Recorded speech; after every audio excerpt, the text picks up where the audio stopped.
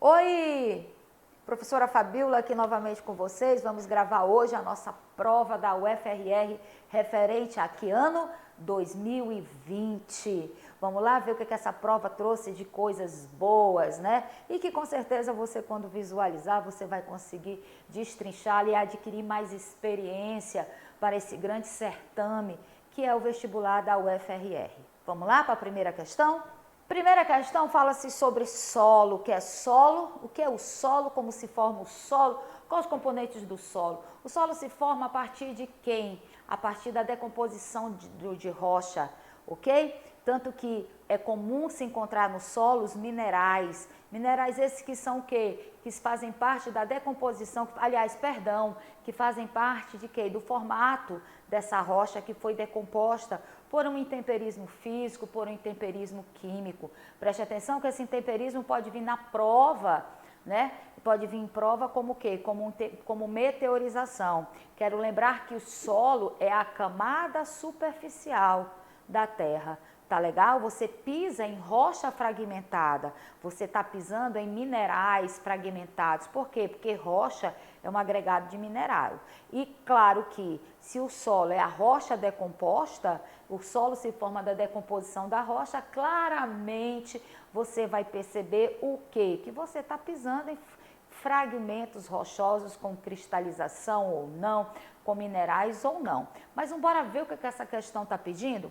Ela diz assim: observe atentamente a imagem a seguir com os perfis do solo, solo A e solo B. Percebam que aqui no solo A existe uma camada muito rochosa, muito, composta, enquanto que no solo B a camada está fragmentada, ok? Percebo que a vegetação é diferenciada e a vegetação do perfil B tem raízes mais profundas, enquanto que no solo A você percebe uma vegetação mais cactácea. No solo B você percebe uma vegetação mais o quê? De árvores de grande porte. No caso aí, eu identificaria isso aí como as coníferas. Olha para onde eu estou indo. E diz assim: a partir das diferenças representadas nos perfis do solo A e B, pode-se afirmar que, percebam, a vegetação aqui, ela é uma vegetação mais pobre, cactácea, é uma vegetação que a questão da água é pouca.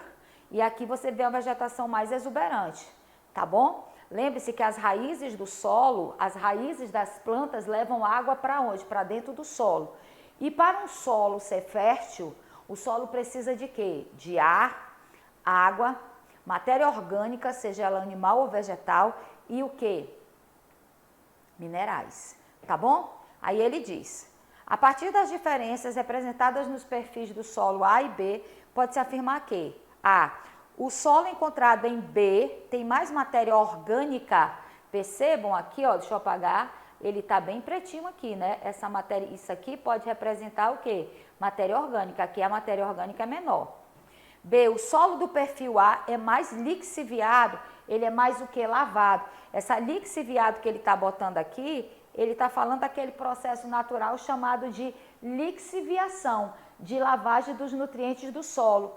Um processo natural típico de quê? Típico de regiões em que chove muito. Se chove muito, a vegetação é o quê? Exuberante. Você está vendo vegetação aqui exuberante? De grande porte? C, o relevo encontrado em B é mais antigo. Tem relevo aí demonstrando nesse perfil? D, a rocha encontrada em A foi mais intemperizada. Se ela fosse mais intemperizada, ela estava mais desgastada. Essa rocha mais intemperizada, você pode colocá-la como também meteorizada. Por quê? Porque o intemperismo ou meteorização é a mesma coisa. Letra E, o clima encontrado em B possui menor pluviosidade. Bora lá ver qual é a questão correta disso aqui? A questão correta é a letra A. O solo encontrado em B tem mais matéria orgânica. Fabíola, onde eu identifico essa matéria orgânica? Essa matéria orgânica, e fica ligado para uma prova nessa questão, tá? Nisso aqui, ó, quando você percebe a cor mais escura. tá bom? Aqui no solo A, o que que acontece? Você vê pouca matéria orgânica, entende? E também quando tem muita matéria orgânica, o que que acontece? Você percebe claramente que as árvores se desenvolvem em maior quantidade. E é claro, associado a uma dinâmica o quê? Climática. Então a opção correta é a letra A. Se o mundo está ficando mais quente, por que então está fazendo tanto frio nos Estados Unidos? Perguntou o presidente Donald Trump no início de fevereiro de 2019, que vê como exageradas as preocupações com o aumento médio de temperaturas no mundo.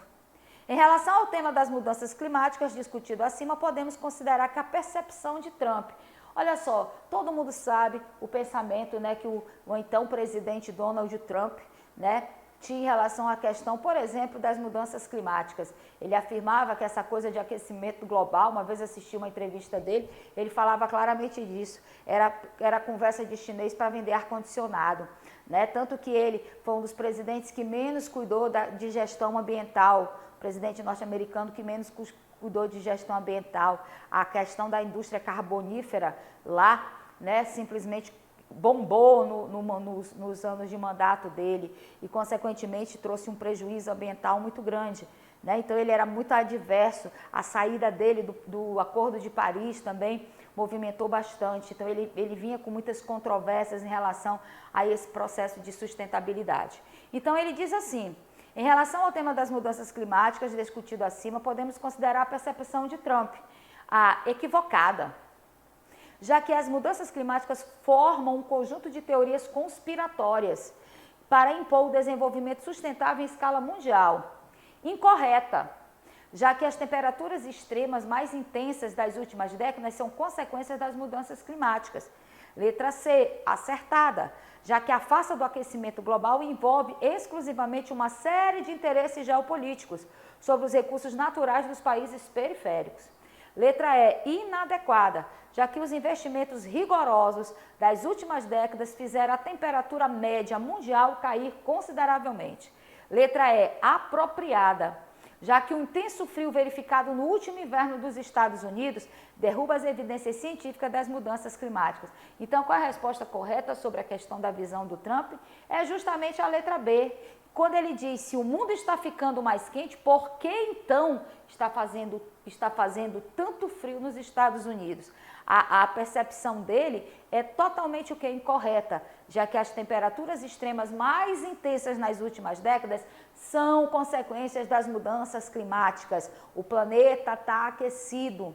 E quem vem com essas teorias que isso não existe, que efeito estufa não existe, existe sim. Dois tipos de efeito estufa. O efeito estufa natural, aquele que promove o aquecimento regular, mantém aí o equilíbrio térmico do planeta. E o efeito estufa provocado pelas atividades humanas, atividades essas que simplesmente modificam a dinâmica climática, modificam até fenômenos naturais como o El Niño, como o Laninha, né? E, consequentemente, o que que acontece? A gente percebe claramente que essas mudanças estão, sim, mexendo com cadeia alimentar, mexendo com dinâmica climática, verões muito intensos, invernos muito rigorosos, temperaturas elevadíssimas, derretimento de calotas polares, perda de cadeia alimentar e, consequentemente, um grande desequilíbrio. Cabe à humanidade refletir por tal fato e parar com tanta demagogia e buscar o quê? Um processo de entendimento de uma sustentabilidade, porque senão pode o século XXI fechar sem nenhuma espécie humana. Vai faltar água, temperaturas muito elevadas, sociedades morrendo com calor excessivo, com frio excessivo, lavouras sendo prejudicadas pela falta de água, por invernos rigorosos, por secas rigorosas e assim sucessivamente. Então, o pensamento do então presidente Donald Trump, né, sobre essa questão, se o mundo está ficando mais quente, por que então faz tanto frio nos Estados Unidos? Por causa justamente das mudanças climáticas. Ali talvez aquele inverno rigoroso a qual ele se refere, né, que eu vejo até por uma parte de ironia nesse discurso, simplesmente talvez tenha prejudicado até mesmo o processo produtivo norte-americano. Energia eólica bate recorde e atende 80% da demanda do Nordeste. Lembre-se, energia eólica, energia produzida pelo vento. Energia eólica é uma das fontes alternativas que vem em processo de grande crescimento dentro do território brasileiro. A área de maior produção de energia eólica no nosso país é o Nordeste. E ao contrário do que muitos pensam, tá? Apesar da sua importante contribuição, a faixa litorânea, ela promove um grande armazenamento, mas aonde existe o destaque, onde estão os grandes parques eólicos, é na área de quem? É na área do sertão, tá ok? Os ventos do sertão, a safra dos ventos e, consequentemente, isso vem complementando, ajudando a complementar a energia, né, a matriz energética brasileira. Lembrar que a implementação de parques eólicos gera empregos diretos e indiretos, principalmente na área do sertão, onde muitas das vezes a população ali é absorvida, né, para trabalhar, né, tem seus sítios, seus quintais, suas chácaras, que estão ali esperando, né, chegar aquela famosa chuva do 19 de março e não chega e passam a alugar suas áreas e aquilo acaba fornecendo uma fonte de quê? Uma fonte de renda, tá bom? E, consequentemente, o que a gente percebe nisso? A gente percebe a importância da utilização dessa energia eólica e como o Brasil vem se destacando. O estado do Rio Grande do Sul, o Ceará, né, o próprio Piauí, a Bahia, que tem hoje um dos maiores parques eólicos, Rio Grande do Norte, todos esses estados vêm se destacando no que diz respeito à produção de energia eólica, ok? Que é uma fonte considerada limpa. Detalhe, apesar de ser considerada limpa, ela gera algumas discussões, né? Porque muitas das vezes as áreas que são fechadas, né, para a constituição dos parques eólicos, alguns impactos pequeninhos, como as áreas que às vezes tem que dar uma desmatada para a construção das torres e assim sucessivamente. Apesar do Brasil ter essa potencialidade, ela ainda não é usada na sua totalidade, apesar da importância que já possui hoje, tá ok? Então, bora ver o que ele pede. E as boas notícias não param por aí. Enquanto a média mundial do fator de capacidade está em cerca de 25%, o fator de capacidade médio brasileiro em 2018 foi de 42%, sendo que o Nordeste, durante a temporada de safra dos ventos, que vai de junho a novembro, é bastante comum porque atingirem fatores de capacidade que passam dos 80%.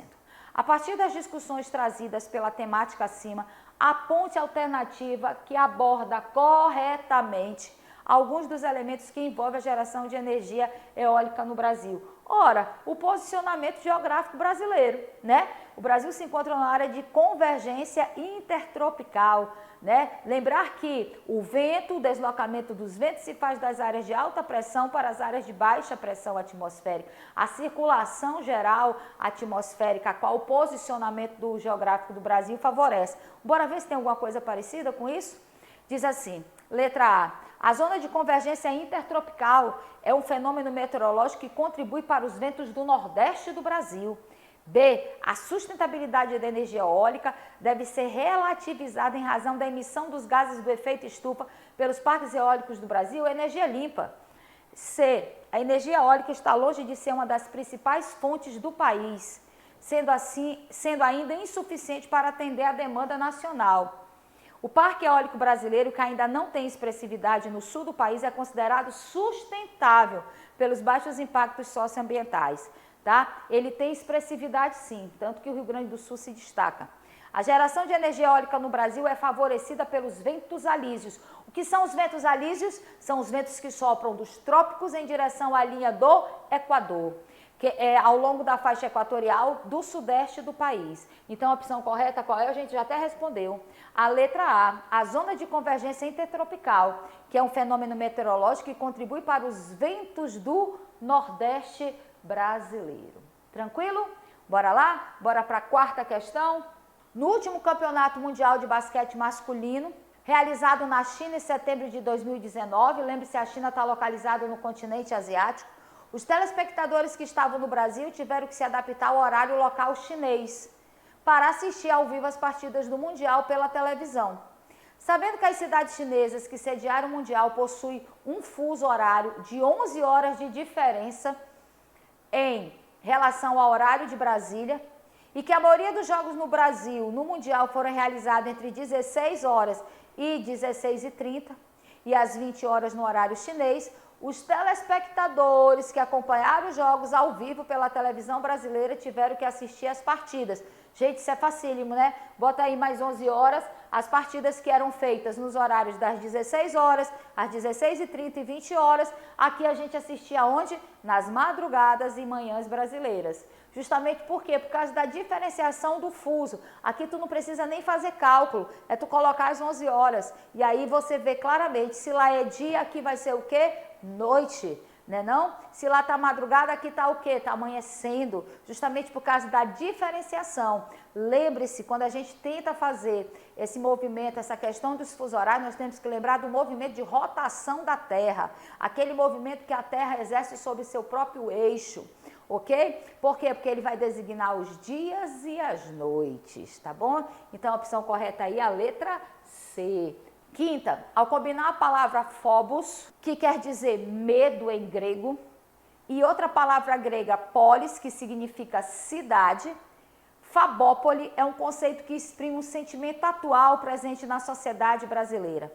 A imagem de uma cidade na qual o medo e a percepção do crescente risco, no que se refere à segurança pública, assumem uma posição cada vez mais proeminente na organização espacial das cidades, nas conversas cotidianas, nos noticiários de grande imprensa.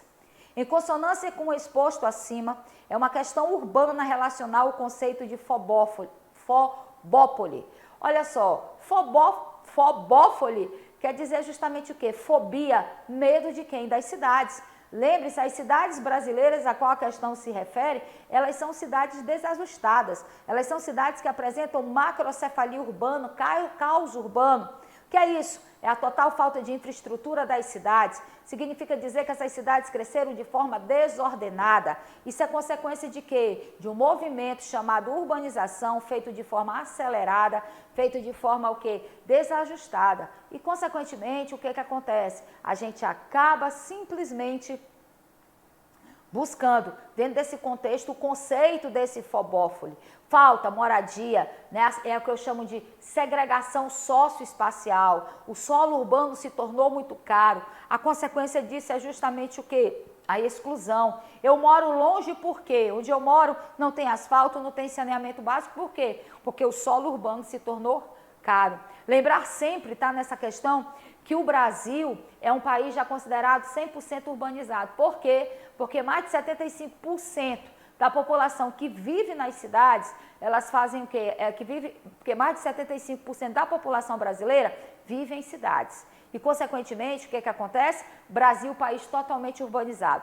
Não esquecer que o movimento populacional, a mobilidade populacional responsável pelo fenômeno urbanização chama-se êxodo rural. Que tanto em países ricos como em países pobres, esse processo ele aconteceu de forma diferenciada. Nos países desenvolvidos, esse processo já aconteceu e foi feito de uma forma gradativa. Tanto que os espaços urbanos, eles são diferenciados, eles são organizados na grande maioria. Enquanto que países em desenvolvimento, esse processo está acontecendo ou já aconteceu. Só que bem diferente de países desenvolvidos. Se já está acontecendo, é acelerado, é desnorteado, é desequilibrado, produz exclusão, produz violência, produz a fobópole, ok? Produz um medo, produz a segregação, ok? E se já tem acontecido, já está o desajuste feito total, como é o caso do nosso país, tá? Então, bora lá. Em consonância com o exposto acima, é uma questão urbana relacionada ao conceito de fobópole. Letra A. Na ausência do Estado, o poder territorial do narcotráfico transformou zonas periféricas de muitas cidades brasileiras em espaços inclusivos. B. A sensação de segurança pública vem contribuindo para a desmilitarização do espaço urbano e com movimentos para aumentar a interatividade socioespacial. C. A autossegregação residencial pelas elites é um dos elementos espaciais que tem sido menos comum nas grandes cidades. Não gostei disso não. D. A geografia da violência nas grandes cidades brasileiras é extremamente complexa e espacialmente homogênea. E letra E. Em cidades sociopolítico-espacialmente fragmentadas, o medo da influência na mobilidade urbana e no direito da cidade. Então, é uma questão urbana relacionada ao conceito de fobópole. O que é? Em cidades sociopolítico-espacialmente fragmentadas, o medo influencia na mobilidade urbana e no direito à cidade. O que é ter direito à cidade? Henri Lefebvre, no século XVIII, ele escreveu um livro chamado O Direito à Cidade. Esse livro já relatava a famosa fobópole, a tão atual fobópole.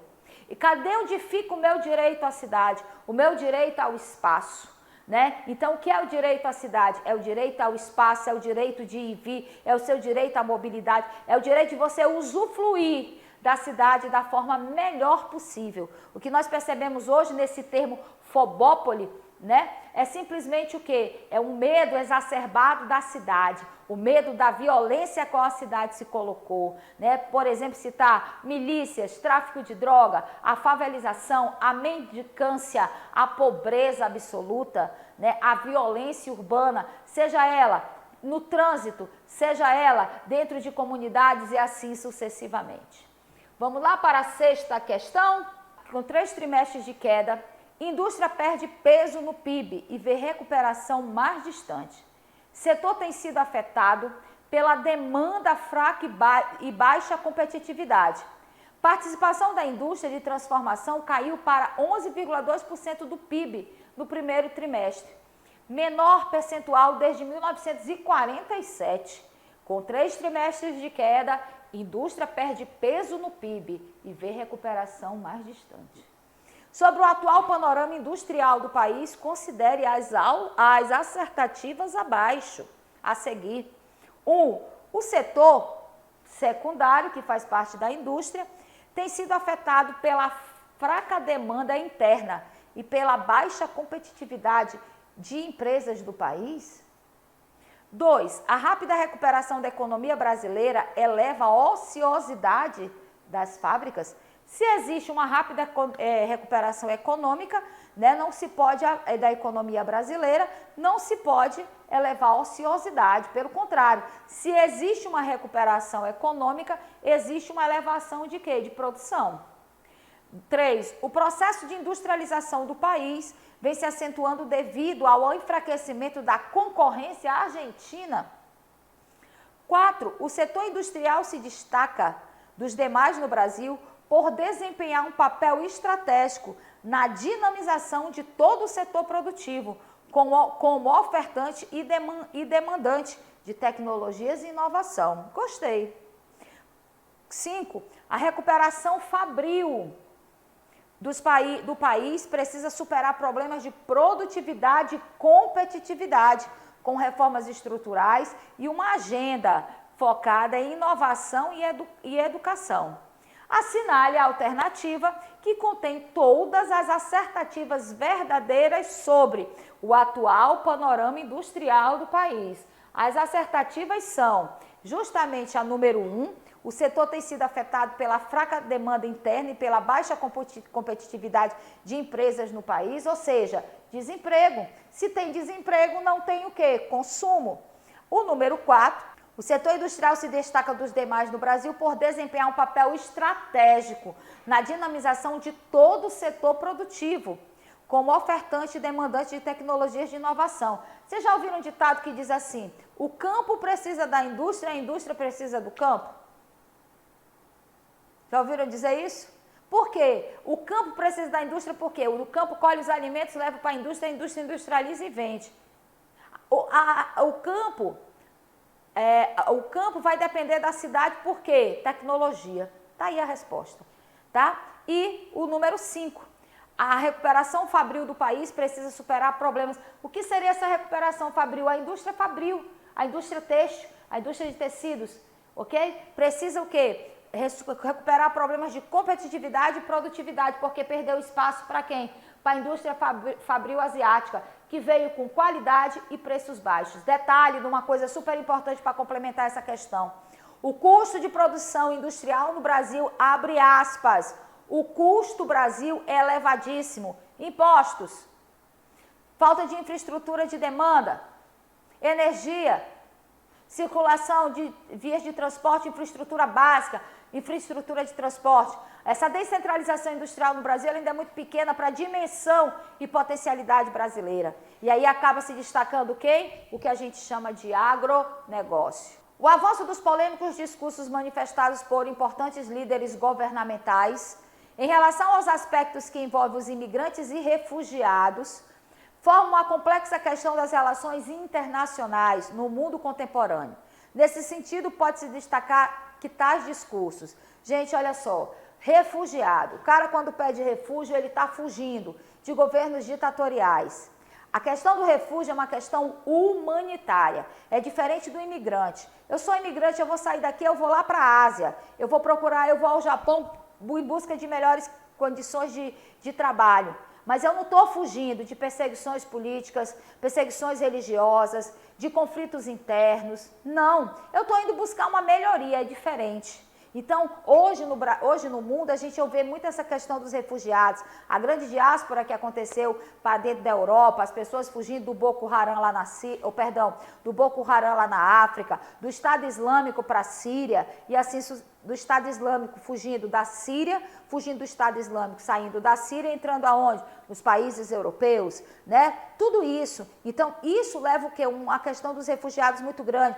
A realidade do estado de Roraima, a questão dos imigrantes venezuelanos, que é tão gritante, essa demanda, essa diáspora, ultrapassando as nossas fronteiras, e é uma questão humanitária. Existe acordos internacionais em relação a isso. Cabe cada país que recebe distribuir, tentar agregar da melhor forma possível e tentar solucionar o problema. Lembre-se, a pessoa não sai da sua cultura, do seu modo de vida, em busca de outro país, em busca de refúgio, porque ele vai achar legal ultrapassar a fronteira. Pelo contrário, ele está fugindo de uma grande problemática, ele está tentando se recolocar novamente como cidadão em outro país, de outra cultura, de outro comportamento. E aí começa a acontecer os movimentos internos muito grandes, os movimentos xenófobos, a questão preconceituosa em relação aos refugiados e assim sucessivamente. É uma questão polêmica, é uma questão que envolve diversos fatores aí, a qual o mundo tem que buscar soluções para isso. Como, por exemplo, buscar retirar processos ditatoriais que simplesmente expulsam essas pessoas. Aonde estão esses acordos? Por que deixar chegar ao limite que chega? São questionamentos feitos na atual geopolítica mundial. E bora lá. Nesse sentido, pode-se destacar que tais discursos contribuem para a acolhida das populações vulneráveis em deslocamento, mas criticam acordos diplomáticos sobre a recepção de imigrantes e refugiados. B. Impedem a deportação de populações de países pobres nos países mais ricos do mundo, com críticas aos acordos diplomáticos sobre a recepção de imigrantes e refugiados. Letra C. Propõe políticas para o ingresso de imigrantes e refugiados nas maiores economias e reforçam a importância de imigrantes e refugiados nos grandes centros desenvolvidos. D. Critica acordos diplomáticos sobre a recepção de imigrantes e refugiados e não contribui para a acolhida de populações vulneráveis em deslocamento. E letra E. Reforçam a importância de imigrantes e refugiados nos grandes centros desenvolvidos, mas sem contribuir objetivamente para a acolhida de populações vulneráveis em deslocamento. A opção correta sobre a questão, sobre o avanço dos discursos polêmicos, né, em relação a líderes governamentais que vão envolver refugiados e imigrantes, é justamente que eles criticam os acordos diplomáticos, como aquilo que eu falei, tem que cumprir o acordo, né, sobre a recepção de imigrantes e refugiados e não contribuem de forma nenhuma para a acolhida das populações vulneráveis em deslocamento. Tranquilo? Então, a opção correta aí é a letra D. Vamos para a 8ª questão. O Estado tem tido um papel ambivalente na constituição da nova desordem, abre aspas, desordem mundial. Para alguns autores, ele está envolvido em um rápido processo de fragilização que irá culminar com a sua extinção, incapaz de gerir a nova organização social e geográfica global fragmentada. Para outros, trata-se de uma entidade que mais do que perder poder, está reestruturando-se sobre novas bases, adquirindo distintas funções dentro da nova geopolítica mundial. Pode-se destacar como motivos que explicam a transformação do poder do Estado na atualidade, exceto. Ele fala de uma nova desordem. E ele pede para você destacar como motivos que explicam a transformação do poder dos estados na atualidade, exceto, ou seja, ele quer a errada em relação a essa nova desordem. Letra A. O avanço do capitalismo neoliberal, que reduziu o papel do Estado em detrimento do crescente poder das grandes corporações econômicas, é errada? É justamente o motivo que explica a transformação do poder do Estado na atualidade. O governo neoliberal, o capitalismo neoliberal, tira a responsabilidade do Estado de conduzir e leva a outro fator. Está errado isso? Letra B. O aparecimento de problemas globais como a poluição e gestão dos recursos naturais, que ultrapassam as bases territoriais sobre as quais funciona o Estado. Lembre-se, ele quer a errada. C. As sucessivas intervenções militares das Nações Unidas na Europa, que reduzem a capacidade de atuação soberana dos estados do bloco europeu. Letra D. A manifestação de outros circuitos de poder, como o crime organizado, seja o narcotráfico, o contrabando ou o terrorismo internacional. Lembre-se, ele fala na Constituição de uma nova desordem, de novos poderes dentro de um contexto.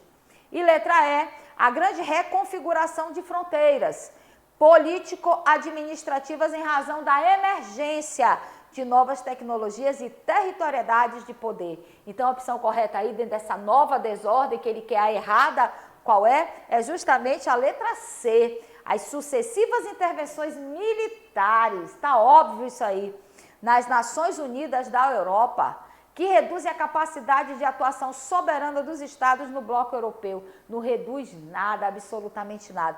Todas as alternativas estão relacionadas, estão corretas em relação à nova desordem mundial, exceto essas sucessivas intervenções militares das Nações Unidas na Europa. Isso não existe, né? Nós estamos em pleno século XXI, no ano da Revolução 4.0, isso existir, pelo contrário. Crise entre Catar e Arábia Saudita modifica alianças no Oriente Médio. A crise que explodiu há um ano entre o Catar e seus vizinhos, liderados pela Arábia Saudita, fez emergir abre aspas, novo Golfo, dividido e instável, e modificou as alianças tradicionais no Oriente Médio, segundo as analistas. O Catar, que sediará a próxima Copa do Mundo de futebol masculino, gente, lembre-se que o Catar é um dos países mais ricos do mundo, em 2022, está envolvido em uma complexa questão diplomática no Oriente Médio, deixando o clima tenso na região e até mesmo na Federação Internacional de Futebol, a FIFA. A partir da motivação acima, pode-se considerar que a instabilidade política regional também é fruto de disputas interestatais no Oriente Médio. O crescimento geopolítico do Catar vem desafiando o equilíbrio do poder regional do Oriente Médio. Israel e Catar, como únicos estados judeus da região, sofrem constantes ameaças aos seus territórios. O Catar rompeu relações com seus vizinhos, justificando o apoio deles ao terrorismo islâmico. A monarquia xiita do Catar é uma das principais adversárias da monarquia sunita na Arábia Saudita, na região. A opção correta é a letra A. Tá? A instabilidade política regional também é fruto das disputas interestatais no Oriente Médio. Lembrar que muitas empresas migram para o Catar. O Catar é um país de muita produção de gás natural, petróleo, e, consequentemente, o posicionamento dele dentro da geopolítica mundial produz esse afastamento, né? Modifica as alianças entre o Catar e a Arábia Saudita. Lembrar que a Arábia Saudita é um dos países de maior produção de petróleo mundial e o Catar vem tomando aos poucos um posicionamento em relação a isso e acaba criando-se uma instabilidade na área. Lembrar que um dos melhores índices de desenvolvimento humano, riqueza, ouro, né? Cidade planejada, questões religiosas e culturais mantidas a todo custo né, dentro do Catar, população que vive de uma forma muito bem desenvolvida, está dentro do Catar. Então, a opção correta aí é a letra A. E aqui eu me despeço da correção dessa prova e nos veremos no próximo encontro.